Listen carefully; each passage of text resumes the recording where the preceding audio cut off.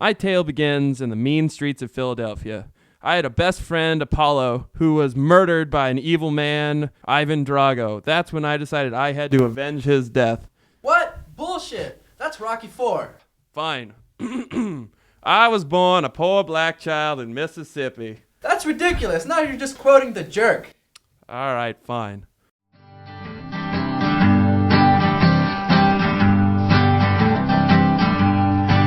I like liquor and whore, liquor and whore, cigarettes and dope and mustard and bologna and liquor and whore.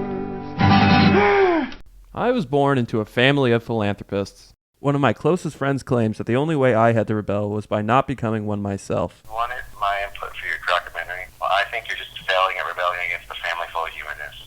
See what I mean? My father is the CEO of a corporation that helps the developmentally disabled gain employment and a greater sense of fulfillment in their lives.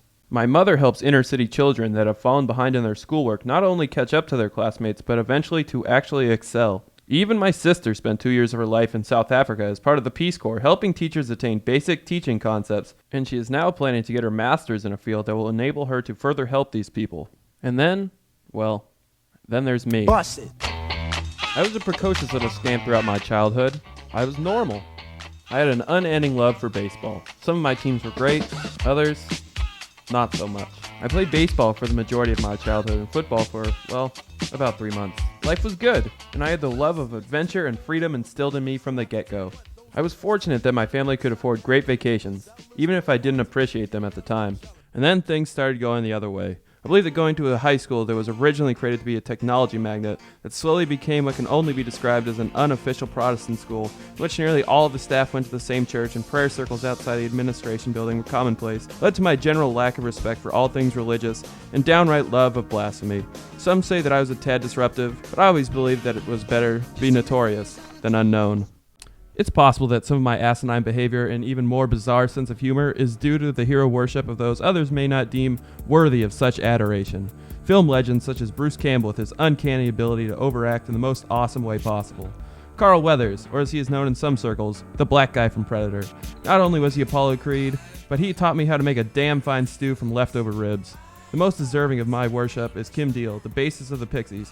I only hope that one day I too can be as cool as Kim Deal. As I grew older, my love of the inane only deepened. I find a great sense of achievement whenever I find the utterly stupid, or wacky, whilst wandering the streets of this planet. And yes, kids, that is the Full House house.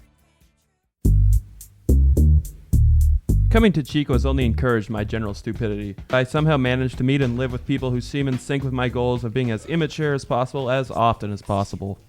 Robbie. I live across the room from him.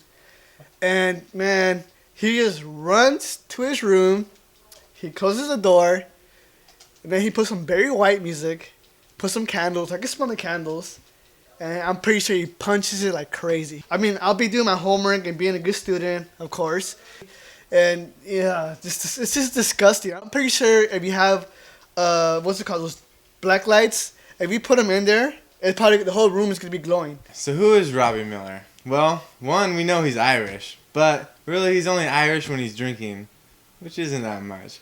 And maybe St. Patrick's Day, because everybody's Irish on St. Patrick's Day. Two, I guess he's Sicilian, maybe connected somehow to the mob. I doubt that. And three, and most of all, he's a Jew, which I guess he likes bagels, and what else do Jews do? Oh yeah, he's cheap, and he can be funny from time to time. Robbie? It's pretty cool. For a gay guy. He doesn't do anything. He sits around like a fairy. Doesn't drink. Pretty sure he punches the clown all the time. And fantasizes about black men, really. He's got jungle fever. Lots and lots of jungle fever. Some people say that being immature is a bad thing. I look at it and say that perhaps refusing to give up your childlike behavior and choosing to never grow up is, in fact, a great gift. I see it as my mission to make others laugh and look at the bright side, regardless of how inappropriate or poorly timed the situation may seem. Some may look at me and say, that man is an idiot, or he really needs to grow up. I say nay. Why make life any droller than it already is?